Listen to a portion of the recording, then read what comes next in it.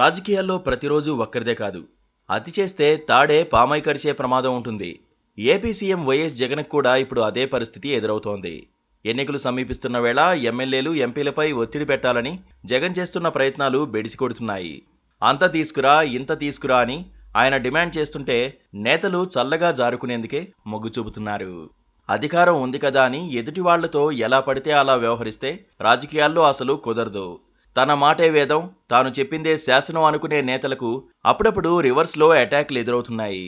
కనపడినప్పుడల్లా 140 కోట్లు డిమాండ్ చేస్తుంటే ఆ ఎంపీ తీవ్ర అసహనానికి లోనయ్యారు.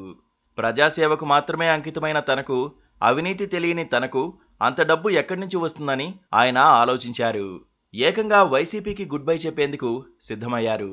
పైగా నరసరావుపేట నుంచి బీసీని పోటీ చేయిస్తామని జగన్ బెదిరించడం కూడా ఆయనకు ఏమాత్రం నచ్చలేదు.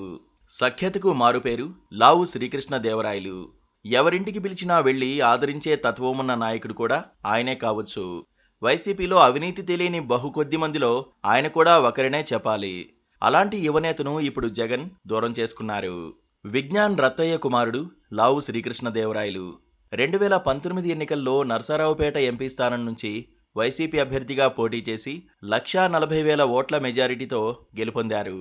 అందరినీ కలుపుకుపోతూ ఎంపీ నిధులను అన్ని అసెంబ్లీ సెగ్మెంట్లకు పంచుతూ ఆయన మంచి పేరు తెచ్చుకున్నారు. కేంద్రం నుంచి అనేక పథకాలను కూడా ఆ నియోజకవర్గానికి తీసుకొచ్చారు. దాదాపుగా 3 సంవత్సరాల పాటు వైసీపీలో శ్రీకృష్ణదేవరాయలు ప్రయాణం బాగానే సాగింది. ఎన్నికలు సమీపిస్తున్న తరుణంలో 4 నెలల క్రితం ఆయన ముఖ్యమంత్రిని కలిశారు. తర్వాత 2-3 సార్లు అపాయింట్మెంట్ తీసుకుని వెళ్లారు. మరోసారి పార్టీ టికెట్ కావాలంటే 140 కోట్ల రూపాయలు జమ చేయాలని జగన్ స్వయంగా చెప్పడంతో లావు శ్రీకృష్ణదేవరాయలు కంగుతిన్నారు. ల్యాండ్ శాండ్ మైనింగ్ తెలియని తనకు ఇలాంటి పనులు అప్పగిస్తున్నారేంటని ఆలోచించి అవినీతి తెలియని తను అలాంటి పనులు చేయలేనని చెప్పేసి వచ్చేశారు. సరే, జగన్ అంతటితో వదిలేశారా అంటే అదీ లేదు. చంద్రబాబు, లోకేష్, పవన్ కళ్యాణ్ను తిట్టాలని మధ్యవర్తుల ద్వారా సమాచారం పంపారు. తెలుగుదేశంలో చేరతానని సోషల్ మీడియాలో ప్రచారం జరుగుతుందని, ఆ ప్రచారాన్ని ఖండించాలని కూడా సూచించారు.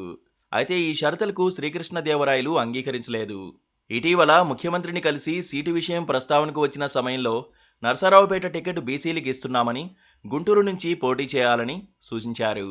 తాను గుంటూరు నుంచి పోటీ చేసే ప్రసక్తే లేదని, 2019 ఎన్నికల్లోనే గుంటూరులో టీడీపీ గెలిచిందని, ఇప్పుడు కూడా అక్కడ అదే పరిస్థితి నెలకొని ఉందని, అంతకంటే తెలుగుదేశం మెరుగుపడిందని కూడా సీఎంకు వివరించారు.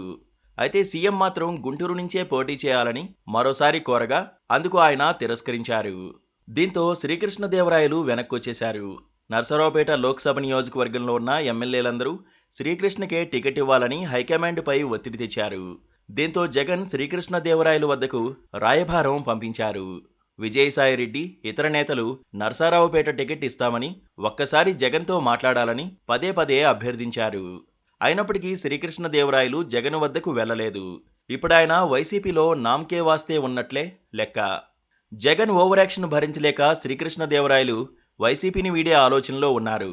ఆయన్ను ఆహ్వానించేందుకు టీడీపీ సిద్ధమవుతోంది. అదే నరసరావుపేట టికెట్ ఆయనకు కేటాయిస్తారని చెబుతున్నారు. తాజా పరిణామాలు ముమ్మాటికి జగన్ తప్పిదమేనని చెప్పక తప్పదు.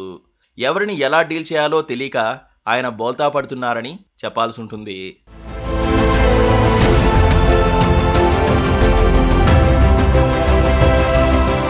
Please subscribe to KTV Telugu. KTV Telugu. KTV Telugu. KTV Telugu.